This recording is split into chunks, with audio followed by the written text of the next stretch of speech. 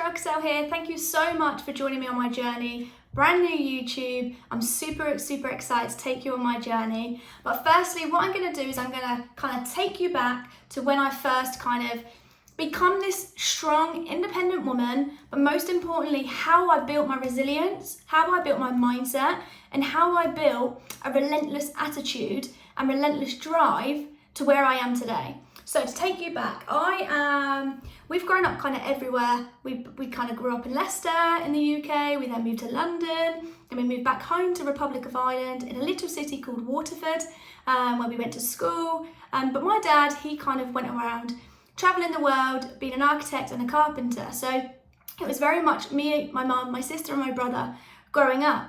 But it came a time when I was about 10, 11, when my mum decided to move closer to my dad. So we moved to the Isle of Wight in the UK. It's just a small little island where we kind of grew up from the age of 10. So kind of taking you back there, it wasn't an easy childhood. We'd only see my dad on the weekend. Sibling stuff went on, kind of, my brother got in trouble, but, I'm not going to go too much into that. But what I want to kind of tell you guys here is this is what made my mindset, my leadership, my drive to want to get better.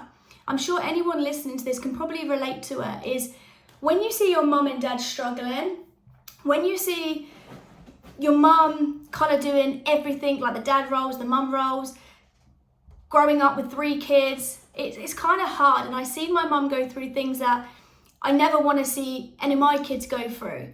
But what it has taught me, it's taught me so much from drive, resilient attitude, anything you put your mind to you can do, and also never giving up. And this is something my mum and dad drilled into all of us. Just never give up. If you've got a dream, never give up on that dream. So my mum was a dancing teacher. So from the age of 3, me and my sister were dancers, Irish dancing, and very competitive. We'd done the world, we'd done the Europeans, and we were very successful at that. But it come to a time when it was about 10 or 11, and my mum wanted to move to the Isle of Wight. And the reason why I'm saying this to you guys is because when we moved to the Isle of Wight, we're half Moroccan. So I'm half Irish, half Moroccan. And when we moved to the Isle of Wight, me and my sister and my brother, we got bullied quite a bit. One for being different, probably having a funny accent from where we kind of grew up in so many different areas. But also we didn't fit in. We didn't fit into the island life. We didn't fit in as, being half Moroccan and half Irish. So we got bullied. However, I didn't get bullied the most. It was my little sister that got bullied the most.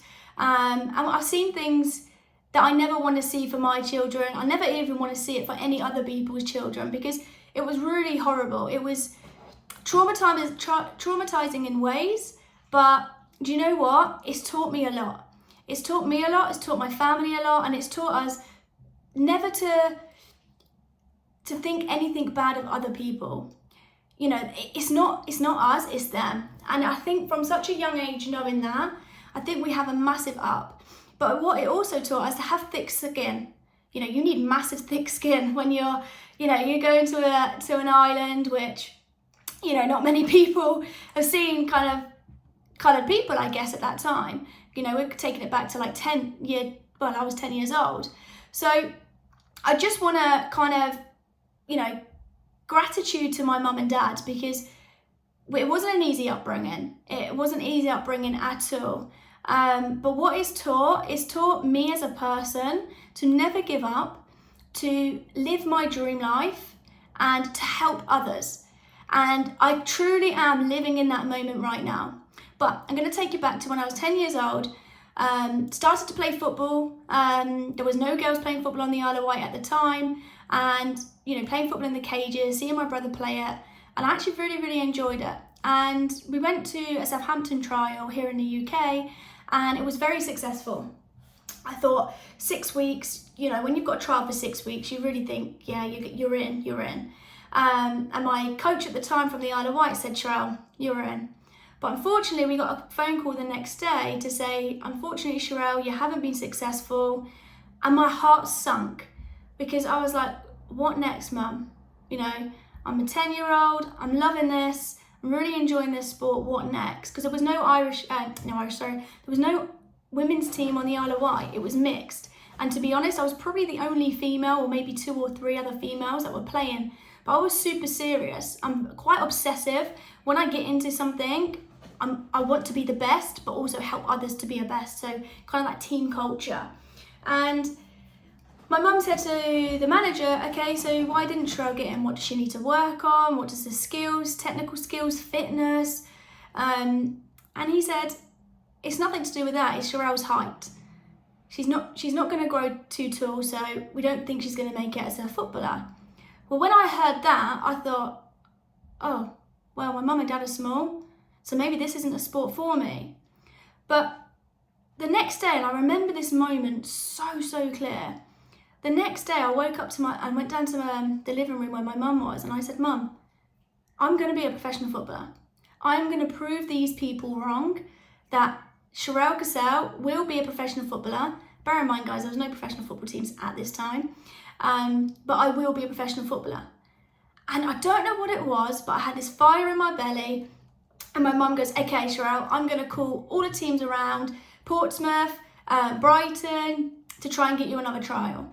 So she got me another trial at Portsmouth, and they accepted me. I didn't even need to do a 6 week. I think I'd done it 2 weeks. They accepted me, and I started playing for Portsmouth Football Club. And met some fantastic people that had the same drive. My coach was amazing. And he gave me so much. And it makes me look back now and think, do you know what? That was the reason that didn't happen at Southampton. A year later, Southampton was calling my mum up, saying, look, we're really sorry. We were really wrong about Sherelle. Will she come back? And I can be stubborn at times, guys. And I didn't go back. I refused to go back because I didn't grow much in a year. It probably didn't even grow at all. But for me, it was that kind of, you know what, you didn't want me, so why do you want me now? And yeah, so maybe I'd been wrong at the time, but for me, you know, I just had that kind of, I guess, chip on my shoulder.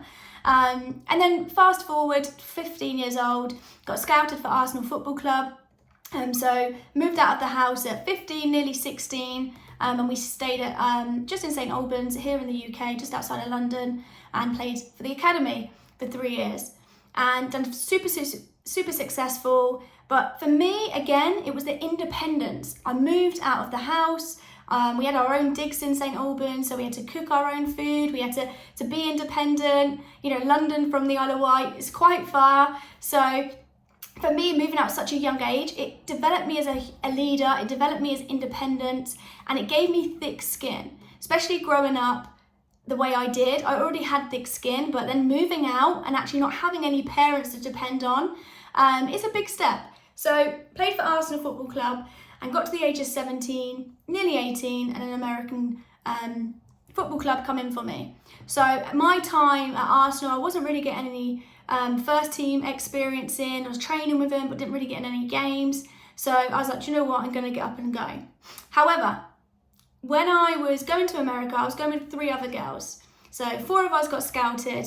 So all being all, we was all getting to the airport. We was going to go to Dublin Airport because at this time we was all flying out from Dublin because my family actually moved back to Ireland when I was 15. So went back to Dublin, got to the airport. I remember it was so vague. 5 a.m. and no one turned up.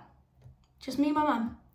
And bearing in mind, I was just halfway over 17 and my mum said, so you're going to go, Sherelle? And I was like, no, I'm not going on my own with no friends. And she was like, well, you need to go. You need to go. This club has paid everything for you. You know, it's going to be an unbelievable experience. You're going out to play professional. You're going to meet new people, new friends. And I was like, no, Mum, I'm not going. And my mum just gave me my ticket, gave me my passport and said, you'll thank me later. And basically pushed me to the gate. And I'm forever, ever grateful my mum done that to me. Because moved to America, moved to LA, 4 years, played professional football, and it was the best time of my life. Seeing different cultures, seeing different ways of people living, opening up my experience to more, really digging down to what do I want, because I knew I wouldn't be able to play football for forever. And it really created me to the woman I am today in regards to thinking big. In America, when I moved there, everyone just thought massive. lived with a beautiful host family who looked after me, couldn't do anything more for me, but they also showed me things and taught me things that I don't think living in the UK would have taught me. So the experience I've kind of crept in and stacked and compound over time has really been amazing. So got to probably 21, left America, moved to Canada, Vancouver, and again, played for a professional club out there. Absolutely loved it. Absolutely loved it. But then I got homesick. So at 20, just shy of 21, got really homesick, really just wanted to spend time with my family. I didn't have a social life. We were bullied as a family. Didn't really have a social life when I was in Arsenal because we was playing football, living, breathing, playing football. Went to America, done the exact same, and then got homesick. So I didn't really have a lifestyle that I see my friends have, where they was able to go to their prom night and have that after party afterwards, where they was able to do different things. Yeah, I did go to my prom, by the way. I just didn't have the after party. So I didn't really have that social life that every kid has. So I kind of got homesick. I was watching all my friends grow up, start to have babies and things like that. And I was like, Mum, I just want to come home. And at this point, my mum was back home in Ireland. So moved back home. And then at that time, I've come across Ben, who's my partner now. We've been together for 13 years. And there was nothing in Ireland for him at the time. So we moved to the UK and got scouted for Brighton. So I went and signed for Brighton, Albion Hove. And that's when my last year in America, I got really serious about owning my own business.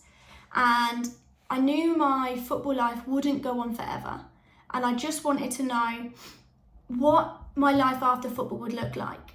And going through everything we went through, I was always a hustler. I was always making money, legally, by the way. And I was always trying to find ways where I can help myself make money, but also give back to my family. Because I knew my mum and dad were always month by month. And I didn't want that for me growing up, or my future self, because I was always a future person. So my vision was very big, and it was always to kind of think, okay, how can I pay my mum back and help my family to become financially free? That was always my vision. And so I got into digital marketing. So I started learning how to build websites. I started learning anything about, this was before social media. I think it was like Bebo and MySpace that was out. Learning things like that, learning technical stuff, learning how can I really maximize this. And then when I moved to the UK, I then just thought, okay, how can I learn how to do sales? Because I knew I could build a website, but how the hell am I going to sell a website? So I kind of got into the sales game. Okay, I needed to go to a person that was very, very good at sales and just basically look up to them and just copy them. That's all I had in my head. And at this time I got very, very good into personal development. So I was reading books. I was reading books like Rich Dad Poor Dad, Think and Grow Rich. I was massively working on my mindset in regards to, okay, if I can just do this, this is what it's going to come to. So got into a few companies here in the UK and just mastered my sales. Okay, how does this work? How does that work? And to become a master at sales, you just got to copy the people that are well above you. I mean, if you can get to your director and just pretty much ask him questions after questions, you can. Now, I just want to touch on something that I just said there. There wasn't many females when I was growing up in this sector. If anything, I don't think I knew any. It was all male dominant. So football was very male dominant at the time. Sales was very, very male dominant, and I think that's only changing over the last couple of years. So I was brought up really in a really male dominant sector. So I thought, okay, learn how to do websites, tick, sales, started to get good at it, more questions I was asking. Then I started to go to different companies, seeing the way that they all do it, started to become #1 recruiter, #1 salesperson of the month, and just really mastered that. And then fast forward to 10 years ago, I took the jump and I started my own business. And my God, did I shit my pants, excuse the language. And from going from a salary and a safety to no salary, no safety. Whatever you're bringing in is what's paying your bills, it's what's paying your business, it's what's paying your business insurance, it's what's paying whatever you may need, internet, mortgage, council tax, things like that. And for me, this was scary, but on the flip side, it was uncomfortable, but I knew I was in a growth mode.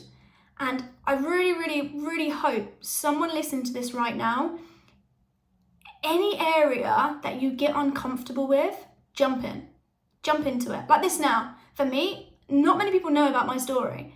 So this is really uncomfortable for me, but I know if this can relate to one person, I've done my job. So get into that uncomfortable zone and watch yourself grow. So my first year, my business turned over 75K. My second year, my business turned over 150K. In my third year, my business turned over 400K. Now, why am I telling you this? Because this is what happens when you jump on the other side of uncomfortable. This is what happens when you leave something and go all in on one thing.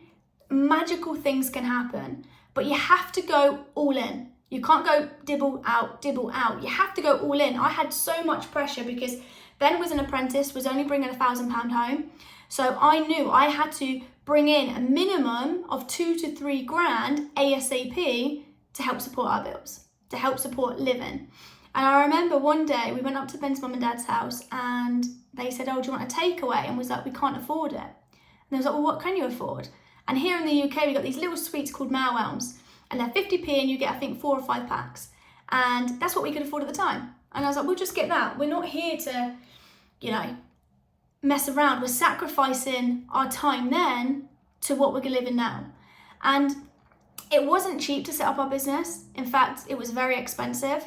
And it became with a lot of pressure as well. We took out a business loan. We needed to make sure we got to pay that business loan back monthly. And then I started underneath my, stairs at home, and literally was just phoning 200 calls a day. Yellow Pages, Thomas Local, and just 200 calls a day. And for me, I could have got bored quite quickly, but because my vision and my why was so strong, I couldn't afford not to. So I had to. And that's how I grew from 1 year to 2 years to 3 years very, very quickly. Then we started bringing employees in because we needed to, through to the demand, we needed more employees because I literally couldn't do everything. At that time, I was doing the salesperson, the accountant, the website builder, the SEO person, and the graphics. I couldn't keep doing it all when we was building a business step by step, brick by brick, to what we wanted to do. So why am I telling you this? Because if you go all in at something, you will succeed. And I really hope you hear this from the heart, because my life has not been easy, but I've made it to where I want to get to through pure determination, pure resilience, pure never give up attitude, and my work ethic. And I believe there's so many women out there that are in my position back then, to wanting to be better, wanting to have time freedom, wanting to have financial freedom, but just don't know where to start. So this is, if you're listening to this right now, I really, really hope this kind of gives you a light bulb moment, and to say you are good enough and you are going to accomplish the things that you want to accomplish in life, because we only have one life and we must live it to the max. So fast forward to a year ago, I got involved with network marketing, because in my traditional business, I'm here, my employees are here. And for me, I'm such a giving person, I want to help people. And in my company, I couldn't help my employees become financially free. And there was a few employees that did want that. There was a few employees that were just happy with a salary. But for me, I knew times were changing. Things were getting more expensive, interest rates were going up, mortgages were going up. It's going to be very hard for first-time buyers to even buy a house. So I was like, okay, how can I change this? How can I help more people that have got skills, want more in life, people that may not have skills but are determined, are driven, work ethic, and coachable and willing. Make an extra income or make a full-time income around their 9-to-5 job. And network marketing come in. Timing is everything, guys. Timing is everything. Faith, I'm a faith person, I'm not going to push it onto you guys, but For me, timing and faith were the two biggest things in January last year when network marketing come to me. And I kind of want to say traditional businesses are fantastic, but you have to have a massive startup fee. You have to have massive drive. And right now with everything going up, it is very hard to run a traditional business. But in network marketing, you don't need overheads. You don't need a massive upfront payment. All you need is to be willing, coachable, and hungry. And when I found these things out, I was like, this is the way I can help people to become financially free. This is the way I can help people. For what I was doing was trading time for money. I was working ridiculous hours, making great money, but I was working ridiculous hours, and I was helping clients make 6-7 figures, but I was still working around the clock. And this is a way where I can help people not have to trade time for money, have time freedom, have times with their children, have times with their family, have times with their friends. Because we all know in a 9-to-5 job, we don't have that. We're relying on holidays, we're relying on bank holidays, we're relying on Saturdays and Sunday if that's what you don't work. You know, I was working 7 days a week in my traditional business, and sometimes it was not healthy. But this is why I've started my YouTube channel. Because over the years, over 15 years of professional football, over 10 years of entrepreneurship, I have learned so much. My childhood was not easy, but I tell you what, I'm forever grateful for it because it's put me to the person I am today. I'm so grateful for my mum and dad, my siblings, my 2 sisters and my brother, because they really taught me on how to be resilient, on how to be the best Sherelle for others, and how I can help my family become financially free so we can do things as a family together, but they don't have to rely on taking holidays off of work, but they don't have to rely on, you know, someone saying yes you can or no you can't.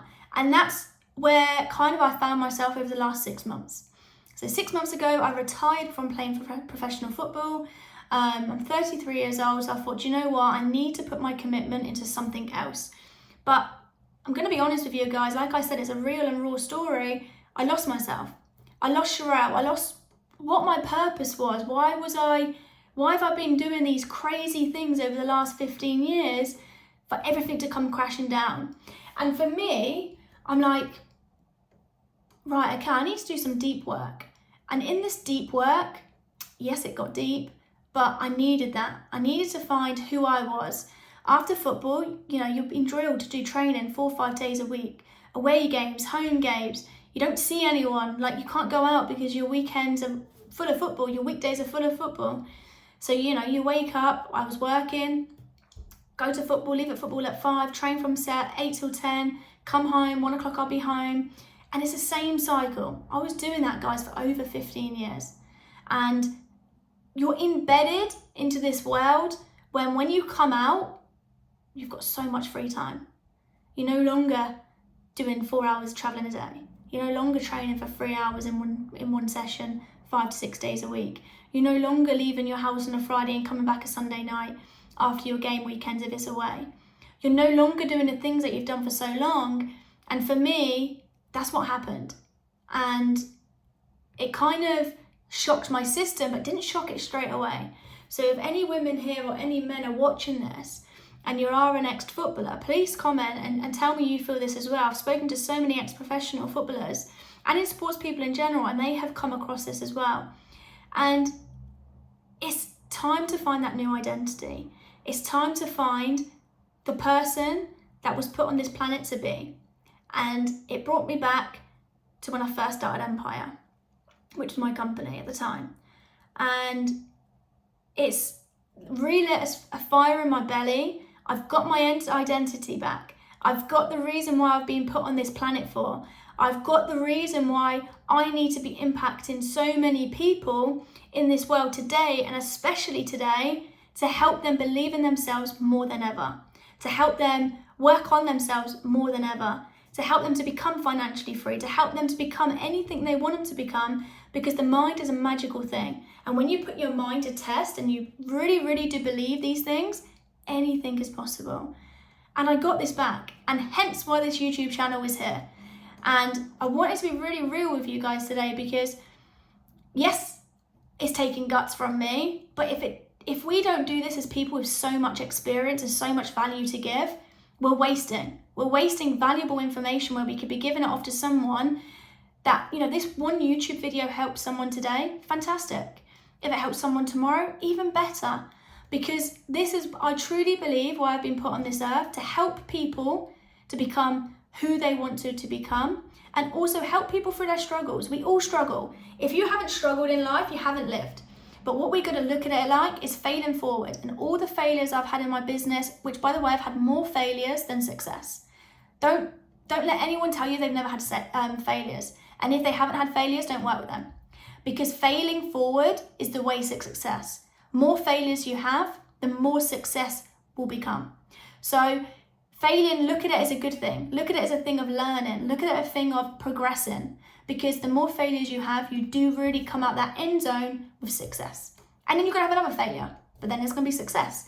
So play the game, guys. It's the game of getting uncomfortable, the game of finding out who you are, who you really want to serve, and who you want to be, why you want to be that person. And if you're not happy where you are at the moment, move.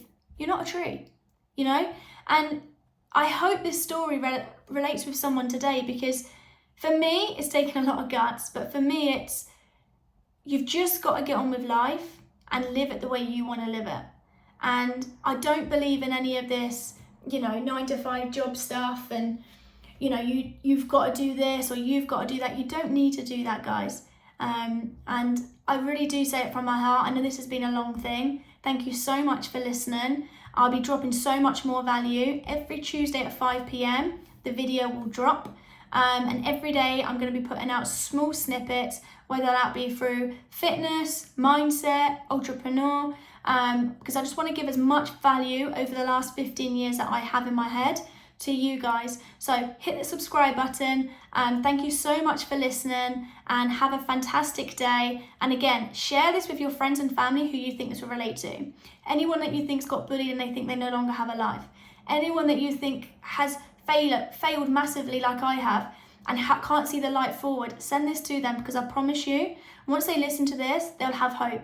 The more people that we can share good value and good positive community with, the more lighthouses we're going to light and the more people's lives we're going to impact. So thank you so much for watching this. Stay blessed and speak to you all soon.